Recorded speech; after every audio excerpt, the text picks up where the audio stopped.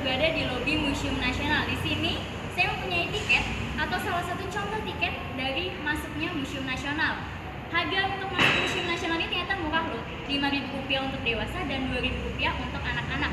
Dan di belakangnya juga tertera jadwal operasional museum dan juga peta museum supaya kalian tidak bingung. Dan di museum ini mempunyai sekitar 141.000 koleksi yang bernilai sejarah yang terdiri atas 7 jenis. Lalu ada prasejarah, ada arkeologi, ada sejarah, ada numismatik dan heraldik, ada keramik, ada etnografi, dan juga ada geografi. Oke, sekarang kita kemana ya? Lebih baik kita ke arkeologi dahulu.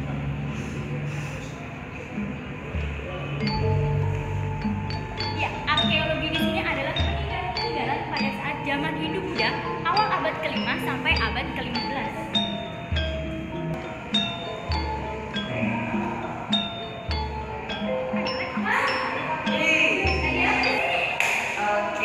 Jadi aku tadi habis keliling-keliling. Di sini aku nemuin banyak banget koleksi nih yang erat hubungannya dengan masa peninggalan kerajaan Hindu dan Buddha, dan didapat ini dari abad ke-4 sampai dengan abad ke-15. Aku masih belum ngerti deh tentang ini, bisa dikasih dari salah satunya. Jadi setelah berkeliling tadi, aku ini menemukan sebuah koleksi. Ini julukannya itu adalah Trimurti. Trimurti itu merupakan penggambaran dari representasi Samyang Widi. Seperti ada Dewa Siwa, Dewa Wisnu, dan juga Dewa Brahma. Nah, contohnya kalau mau lihat Dewa Brahma, kalau menurut aku sih Dewa Brahma itu salah satu dewa yang paling unik karena memiliki 4 kepala. Nah, candi Dewa Brahma ini ya ditemukan itu di daerah Jawa Tengah, di sekitaran Candi Bandung. Terbuatnya sih katanya dari batu andesit. Nah, ada beberapa cerita tentang Dewa Brahma ini kenapa bisa memiliki 4 kepala. Nah, salah satunya adalah bahwa sengaja diciptakan dengan 4 kepala itu untuk menunjukkan 4 arah kami dasar seperti utara, selatan, barat, dan timur. Nah, selain itu Dewa Brahma ini juga memiliki wahana atau tunggangan yang berupa angsa putih. Angsa putih ini berarti kebijaksanaan dan kemampuan memilah mana yang baik dan mana yang buruk. Oh iya, aku juga beda katanya dan Brahma punya 5 kepala ya? Iya betul, nah itu termasuk versi yang kedua, yaitu Brahma memiliki 5 kepala. Kenapa? Karena pada saat itu Brahma ini mengakui bahwa ialah satu-satunya pencipta, melainkan menurut faktanya Brahma ini terlahir dari Dewa Siwa. Nah, jadi pada saat itu Dewa Siwa itu melakukan pertapaan. Pertapaan itu sangat berat dan sangat lama, sehingga badannya itu ditumbuhi berbagai macam tumbuhan, dililit ular, serta yang paling unik adalah keluar dari pusarnya itu sepucuk bunga patah atau bunga teratai. Nah, itulah yang menjadi cikal bakal terakhirnya Dewa Brahma ini.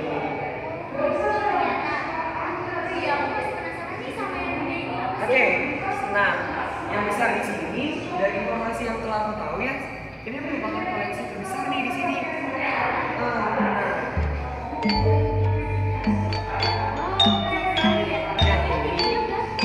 Ini tingginya sekitar 4 meter, kurang lebih 4 meter.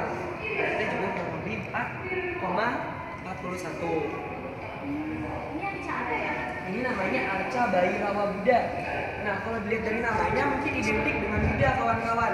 Kenapa? Karena di bagian kepalanya itu terdapat lambang Buddha. Sedangkan dari mana bisa percampuran Hindu? Ibu lihat dari motif kain yang digunakan. Yuk kita mendekat. Nah, motif kainnya ini adalah lambang dari Dewa Kala, yaitu salah satu dewa dari agama Hindu.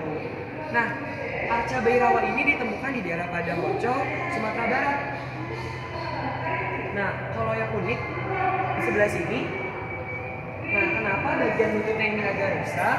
Karena pada saat awal ditemukannya, arca Bhairawa ini ditemukan terpisah antara bagian badan dengan bagian bawah.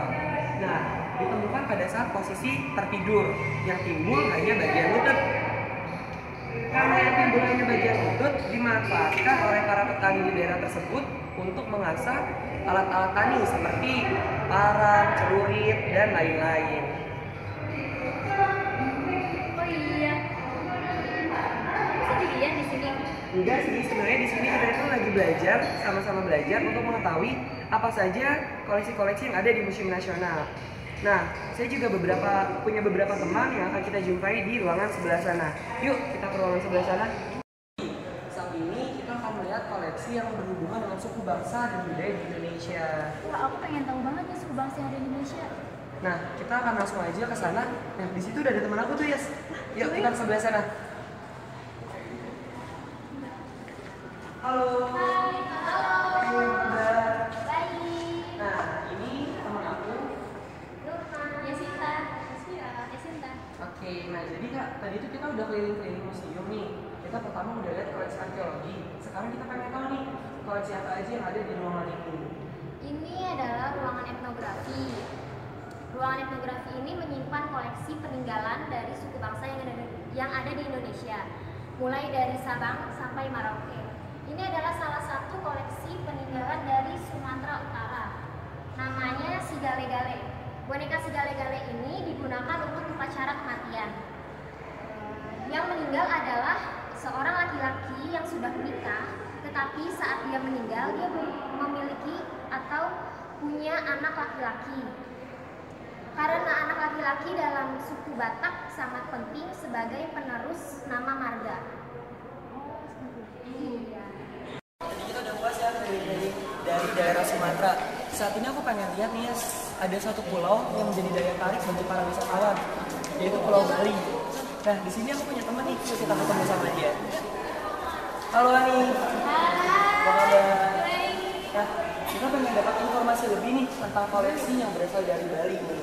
Nah, kebetulan nih aku tahu nih info tentang budaya Bali. Salah satunya adalah Barong dan Rangga.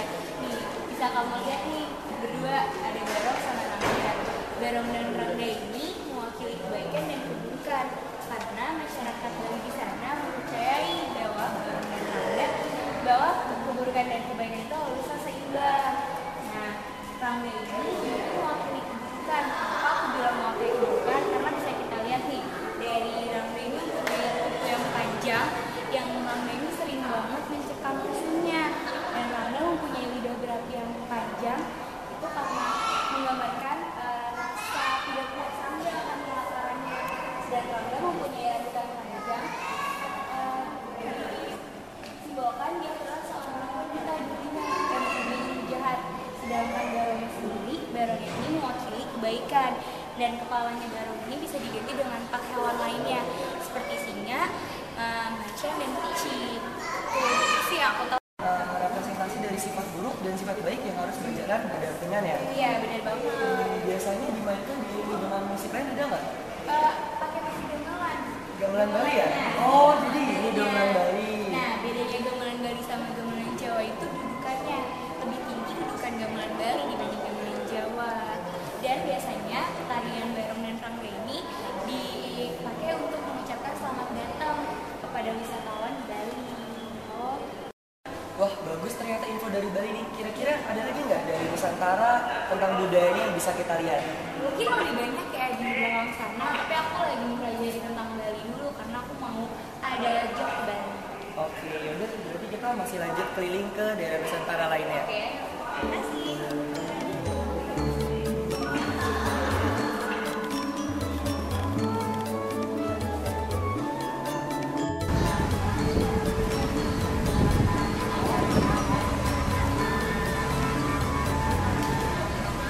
Nah, kita kan udah berkeliling museum nih. Gimana pendapat kamu? Saya sangat terkesan dan sangat bangga pada Museum Nasional karena ini menjadikan tempat bagi kita, para pelajar, untuk banyak belajar tentang kebudayaan Indonesia dan juga tentang ilmu teknologi. Sudah seharusnya kita sebagai remaja Indonesia kenali, cintai, dan lestarikan budaya Indonesia. Nah, makanya bagi yang belum pernah ke museum, ayo kita ke museum. Dan bagi yang udah pernah, jangan bosan-bosan untuk main ke museum dan cari ilmu pengetahuan yang banyak. Bangsa yang maju adalah bangsa yang mencintai budayanya. Dan menurut Insinyur Soekarno, jangan sekali-sekali meninggalkan sejarah. Mari berkunjung ke museum. Sampai jumpa.